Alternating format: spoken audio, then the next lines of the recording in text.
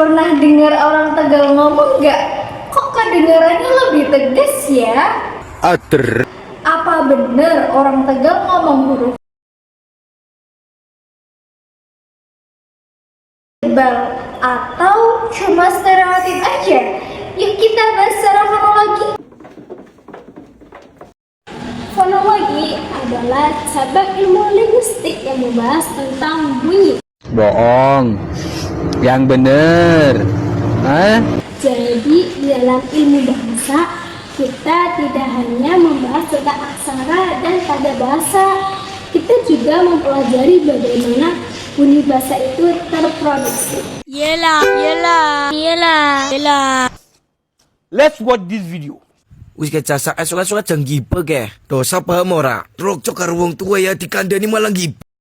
Nah, dari percakapan tersebut dapat diketahui bahwa huruf K pada akhir kalimat atau akhir kata pada dialek Tegal itu terdengar sangat jelas. Bunyi D dan D pada dialek Tegal diucapkan sebagai penutup yang kuat sehingga terdengar lebih mantap. Viewers, let's watch this video. Gulang-guling kayak ula, kelampur-kelampur kayak gobal bodol. Ayo ngelaka perubahan nih. Jalan-jalan ngendi? Hey, sekarang saya akan menjelaskan mengapa bunyi huruf K, G, dan D pada dialek Tegal terdengar sangat jelas dibandingkan bahasa Jawa standar. Perbedaannya terletak pada cara alat ucap menghasilkan bunyi atau yang sering kita sebut dengan artikulasi. Fonem K disebut Ahmad velar tak bersuara karena bunyi ini dihasilkan ketika bagian belakang lidah menyentuh langit-langit lunak.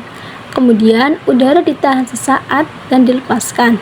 Pita suara tidak bergetar sehingga disebut tak bersuara. Pada dialek Tegal, bunyi K di akhir tetap diucapkan dengan jelas. Contohnya pada kata enak, apik, dan becik. Fonem G dihasilkan pada tempat yang sama dengan fonem K, yaitu di langit-langit lunak. Bedanya, ketika mengucapkan huruf G, pita suara itu ikut bergetar sehingga disebut bunyi bersuara. Contohnya, gibah, gula, gede, dan gajah. Mengapa terdengar begitu kuat? Penutur dialek Tegal mengucapkan bunyi G secara penuh sehingga terdengar lebih mantap. Bunyi G ini tidak dilemahkan. Nah, selanjutnya ada fonem D, yaitu hamba dental atau alveolar bersuara. Nah, fonem D ini dihasilkan ketika ujung lidah menyentuh gusi atau bagian belakang gigi atas, kemudian udara dilepaskan. Nah, contohnya seperti dadi, dudu, dan dodol. Mengapa terdengar lebih tegas? Karena saat mengucapkan huruf D, penutur Tegal memberikan tekanan lidah yang lebih jelas sehingga bunyinya terdengar lebih mantap. Nah, misalnya itu ada kata dadi, huruf D pertama terdengar sangat jelas. Nah, setelah mengetahui bagaimana bunyi K, G, dan D diucapkan, sekarang muncul pertanyaan, mengapa bunyi-bunyi tersebut terdengar lebih tebal dibanding dengan dialek Jawa lain? Berdasarkan kajian fonologi, ada 4 faktor utama yang menjadi penyebabnya. Yang pertama yaitu kekonservatifan fonologis, di mana dialek Tegal masih mempertahankan banyak ciri bunyi bahasa Jawa lama. Dengan kata lain, perubahan bunyi yang terjadi pada beberapa dialek Jawa lain belum banyak terjadi pada dialek Tegal. Mengapa bisa begitu? Karena masyarakat Tegal masih mempertahankan bentuk pelafalan yang lebih mendekati bahasa Jawa lama, sehingga bunyi konsonan tetap terdengar jelas. Jadi, dialek Jawa. Selanjutnya ada tekanan artikulatoris. Apa itu artikulatoris? Artikulatoris adalah cara alat ucap seperti lidah, bibir, langit-langit mulut, dan pita suara.